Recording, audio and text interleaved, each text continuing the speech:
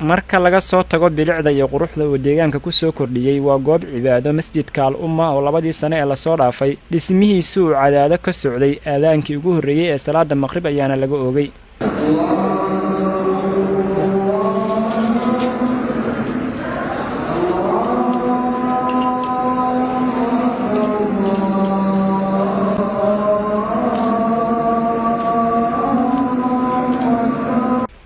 waa mid ka mid ah masaajidada ugu waaweyn gobolada dalka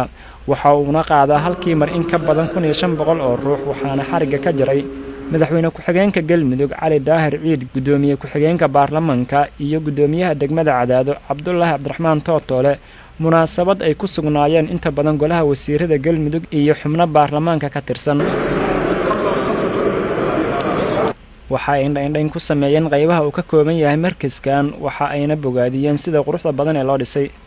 xarig jarka dhismaha markaska kadib waxa la qabtay munaasabad lagu weyneynayay xarig jarkiisa waxaana ka soo qayb galay mas'uuliyiinta dawladda abwaana culamaa u diin maamulka degmada Cadaado iyo qaybaha kala duwan ee bulshada deegaanka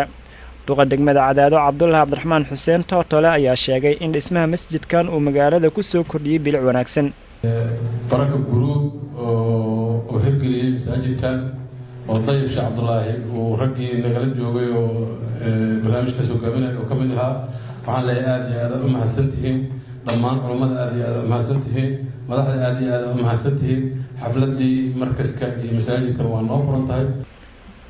ugaas Farxaan Maxamed Dhoore iyo Xaaji Dayib Sheekh Cabdullaahi ayaa ka sheekeeyay marxaladihii uu soo maray dhismaha masjidkan sidaa darteed marka qof walbaaba inta uu haysto inuu ilaahay xaqiisa u hormarsado dabcan masjidku waa sadaqa jaariya cidii dhisatay ama bixisay haddii ilaahay dartii ula jeeday ilaahay bay amaalkiisa ka helaysaa laakiin waxa intaan kulmiyey waxa weeyaan waxaa ka mid ah deegaankii laftiisii in dib loogu soo laabto masjidkan waxaan ugu talagalnay halkii mar inay ku tukan karaan 1500 qof 1500 qof baa ku tukanaysa wuxuu leeyahay saddex jida dhinacyada ka marta dhinaca afraadna annaga u gadno waa boos isagu leeyahay baakinaan ugu talagal saddexdaas qaybood waa looga tukan karaa wuxuu kaloo leeyahay laamiga uu saaran yahay ilaa godol laba inta ka dhaxayda jameecadu waa la xiriiri karaa marka meelaha ciidaha iyo xafladaha intaasuu leeyahay wuxuu kaloo masjidku leeyahay qaybta dumarka waxyaalaha kambanigan markii ugu horreeyay uu soo jeedinayo waxa ka mid ahayd inaan gabdhuhu meel ay ku cibaadaystaan inta badan ay xoogaa ku yar tahay magaalada markaska marka waxaan ku darnay qayb dumarku ay ku tukan karaan ku cibaadaysan karaan musqalaha ayaguna waa sidoo kale way diyaarsan yihiin meelihii weysada loogu talagalay ayadana way diyaarsan yihiin maxamed cabdullaahi tiicay madaxweynihii hore ee maamulkii Ximanaya Xeeb ayaa maamulka shirkadda Baraka Group oo masjidkan suura geliyay dhismihiisa uga mahad celiyay dhismaha goobtan cibaado anigana runtii mid kale ay sii dheer in deegaankan onuga meeshuu ka yimid haddana meeshuu joogo in masaajid intaas leeg oo runtii aad qiyaasi kartid magnitude-ka uu leeyahay waxaan isleeyahay masaajid la mid ah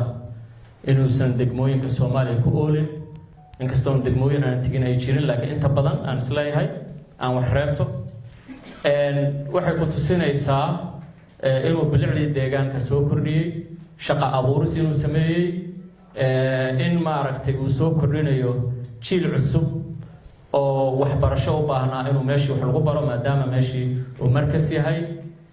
sidaa darteed faa'iido badan ayuu ku soo kordhiyay deegaanka Cali Daahir Ciid madaxweyne ku-xigeenka dawlad goboleedka Galmudug ayaa soo xiray munaasabada xarig jarka masjidkan balse halka arrin ayaan rabay inaan halkan ka sheego waxa weeye waa mahad celin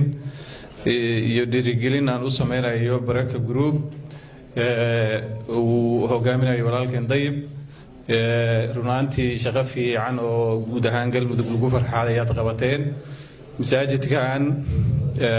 wuxuu noqonayaa masaajidka ugu weyn Galmudug xaqiiqdii deegaano badan oo Galmudug soo maray masaajid aan u dhigo